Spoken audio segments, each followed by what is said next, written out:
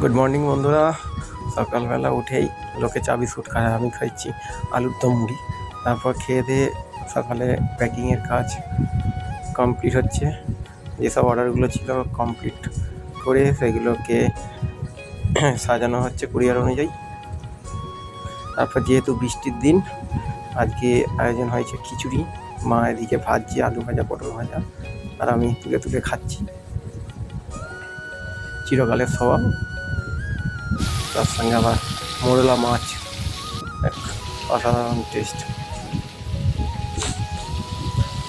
দুপুরে পাতে পড়ে গেছে খিচুড়ি। আজকের মেনু খিচুড়ি, আলু ভাজা, পটল ভাজা, সঙ্গে মোরলা মাছ। তোমাদের বাড়িতে আজ কার কার খিচুড়ি হয়েছে অবশ্যই জানাবে। টাটা।